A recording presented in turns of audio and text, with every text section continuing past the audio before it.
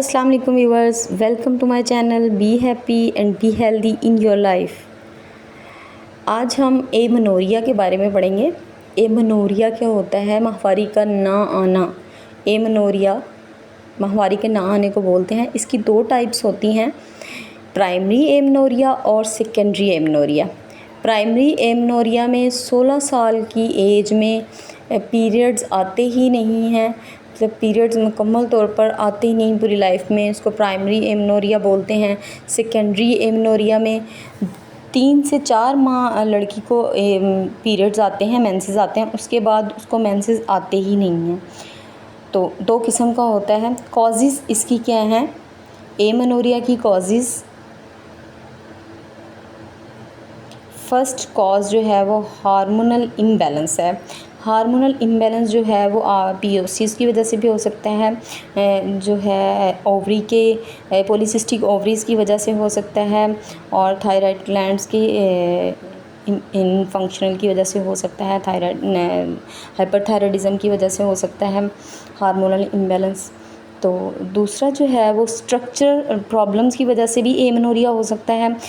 Vagina जो पैदाशी structure problems कुछ होती हैं, मतलब वजाइना का जो है स्ट्रक्चर में प्रॉब्लम हो, यूट्रस के स्ट्रक्चर में कोई प्रॉब्लम हो, फ्लैपियन ट्यूब्स के जो फीमेल ऑर्गन्स का सिस्टम है, फीमेल ऑर्गन सिस्टम में कोई भी स्ट्रक्चरल प्रॉब्लम हो, उसकी वजह से भी एमनोरिया हो सकता है। जैसा कि यूट्रस के स्कारिंग की वजह से हो सकता है। Medications, antipsychotics, cancer chemotherapy drugs, anti depressants, blood pressure drugs and allergy medications, इन सब मेडिसिन्स की वजह से भी एमनोरिया हो सकता है। कुछ पेशेंट जो हैं वो ये मेडिसिन ले रहे होते हैं ऑलरेडी, उनको कुछ डिजीज़ होती हैं, उसकी वजह से ही वो मेडिसिन ये यूज़ कर रहे होते हैं, उसकी वजह से भी हो सकता है एमनोरिया। नंबर 4 पे लाइफस्टाइल फैक्टर्स, लो बॉडी वेट, अगर कोई वीक है, बॉडी वेट कम है, एक्सेसिव एक्सरसाइज बहुत ज़्यादा कोई कर रहा है, स्ट्रेस की वजह से भी एमनोरिया हो सकता है। इन तीनों चीज़ों की वजह से भी एमनोरिया हो सकता है। इसलिए एक्सरसाइज जो है वो नॉर्मल करनी चाहिए, ना ही बहुत ज़्यादा एक्सेसिव एक्सरसाइज फीमेल्स को करनी चाहिए, उसकी वजह से भी एमनोरिया हो सकता है। कमज़ोरी की वजह से भी एमनोरिया हो सकता है, एचबी की कमी की वजह से भी हो सकता है। तो कुछ लाइफस्टाइल ऐसे होते हैं तो उसकी वजह से एमनोरिया हो सकता है। नंबर 5 पे नेचुरल रीज़न्स, जैसे कि प्रेगनेंसी है, प्रेगनेंसी में तो एमनोरिया होता ही है, वो तो एक नेचुरल रीज़न है। ब्रेस्ट फीडिंग, अगर कोई औरत ब्रेस्ट फीडिंग करवा रही है उसकी वजह से भी उसको एमनोरिया हो सकता है। मीनोपॉज, कुदरती तौर पर अगर किसी के पीरियड्स ख़त्म हो गए हैं, मीनोपॉज हो गया है, उसकी वजह से एमनोरिया, तो ये तो नेचुरल रीज़न्स है ना। This is not a disease. And taking birth control pills, अगर कोई बर्थ कंट्रोल पिल ले रही है फीमेल तो उसकी वजह से भी एमनोरिया हो सकता है। दूसरी मेडिकल कंडीशन जो हैं, प्रीमेच्योर मीनोपॉज, मतलब अगर तो वक्त से पहले ही मीनोपॉज हो गया तो प्रीमेच्योर मीनोपॉज की वजह से भी एमनोरिया है। Sign and symptoms, sign and symptoms क्या हैं इसके एमनोरिया के? Absence of menstrual period, menstrual period अगर नहीं है तो एमनोरिया है उसको। अगर एब्सेंस है मेंस्ट्रुअल पीरियड की, मंथली उसको पीरियड नहीं हो रहे हैं, तो उसकी वजह से तो उसको ये एमनोरिया बोलते हैं। ये एक साइन सिम्टम है एमनोरिया का। तो एब्सेंस ऑफ मेंस्ट्रुअल पीरियड एक साइन सिम्टम है एमनोरिया का।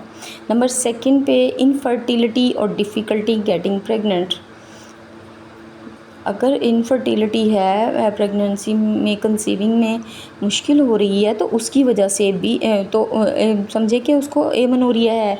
एमनोरिया एक साइन सिम्टम है, इनफर्टिलिटी भी एक साइन सिम्टम है एमनोरिया का। हार्मोनल इम्बैलेंस, अगर हार्मोनल इम्बैलेंस आ रहा है उसकी रिपोर्ट्स में, इन्वेस्टिगेशंस में, तो भी एमनोरिया है। वेट चेंजेस, गेन और लॉस, अगर किसी का वेट ज़्यादा है, कम है, तो एमनोरिया, वेट का चेंज होना एक साइन सिम्टम है एमनोरिया का। एक्नी भी एक साइन सिम्टम है एमनोरिया का। एक्नी, फेस पे एक्नी होना और एक्सेसिव हेयर ग्रोथ का होना, हिरसुटिज्म कहते हैं इसको, ये भी एक साइन सिम्टम है एमनोरिया का। मेल पैटर्न बाल्डनेस, मतलब कि मेल जैसी उसमें आ जाता है पैटर्न, उसको ये एक साइन सिम्टम है। Deepening of the voice, voice जो है वो बहुत भारी हो जाती है, तो ये भी एक साइन सिम्टम है। क्लाइटोरियल इनलार्जमेंट, क्लाइटोरल इनलार्जमेंट भी एक साइन सिम्टम है। ब्रेस्ट साइज़ चेंजेस, ब्रेस्ट के साइज़ में चेंज आ जाता है, ब्रेस्ट बढ़ जाती हैं, साइज़ में ज़्यादा हो जाती हैं। फटीग, थकावट महसूस होना साइन सिम्टम है। एमेनोरिया का हेडेक भी साइन सिम्टम हो सकता है, हेडेक भी होती है, एमेनोरिया में हेडेक होता है। Vision changes, blood vision blurred हो जाती है। अगर एमेनोरिया है, किसी को पीरियड्स नहीं नॉर्मल हो रहे तो विजन चेंजेस भी हो सकती हैं। मूड स्विंग्स, मूड चेंज हो जाता है, मूड स्विंग्स आते हैं, ये भी एक चेंज है। डिप्रेशन, एमेनोरिया में डिप्रेशन भी होता है पेशेंट को। एंजाइटी, मतलब परेशानी में रहता है, टेंशन में रहता है patient.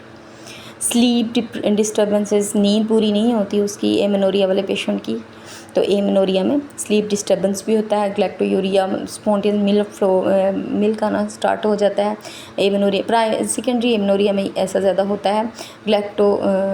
Thyroid symptoms, cold intolerance, dry skin, thyroid symptoms भी इसमें हो सकते हैं एमेनोरिया में। ये सारे जो हैं ये साइन सिम्टम्स हैं एमेनोरिया के। तो ट्रीटमेंट क्या है इसका, ट्रीटमेंट के बारे में आपको बताती हूँ। Hormonal therapy, hormonal replacement therapy, medications भी हम इस्तेमाल कर सकते हैं, जैसे कि बर्थ कंट्रोल पिल्स जो हैं, क्लोमिफिन, क्लोमिड जो है ओवुलेशन के लिए इसके मेडिसिन यूज़ होती है। सर्जरी, अगर कोई स्ट्रक्चरल प्रॉब्लम है तो उसकी वजह से सर्जरी करवानी पड़ती है स्ट्रक्चरल प्रॉब्लम को ख़त्म करने के लिए, तो उसकी वजह से भी फिर एमेनोरिया की ट्रीटमेंट हो सकता है। लाइफस्टाइल चेंज करें, एक्सेसिव एक्सरसाइज ना करें, बहुत ज़्यादा एक्सेसिव एक्सरसाइज नहीं होनी चाहिए, उसकी वजह से वेट नॉर्मल होना चाहिए, ना बहुत ज़्यादा ना बहुत कम होना चाहिए, और उसका लाइफस्टाइल चेंज करने से भी एमेनोरिया को ख़त्म किया जा सकता है। नेचुरल रेमेडीज़, कुछ हर्बल ट्रीटमेंट्स भी हैं, जैसा कि एग्नेस है, माका है, ये हर्बल ट्रीटमेंट है, नेचुरल रेमेडीज़ हैं, हर्बल ट्रीटमेंट है एमेनोरिया का। ओवुलेशन इंडक्शन के लिए क्लोमिड इस्तेमाल की जाती है ओवुलेशन इंडक्शन के लिए, तो ये भी एक ट्रीटमेंट है इंडक्शन एवोल्यूशन को इंड्यूस करके। Thanks for watching. अगर आपको मेरी मेरी वीडियो इन्फॉर्मेटिव लगी हो तो प्लीज़ सब्सक्राइब करना मत भूलें, ताकि आपको मेरी अगली हर आने वाली वीडियो का नोटिफिकेशन मिल सके।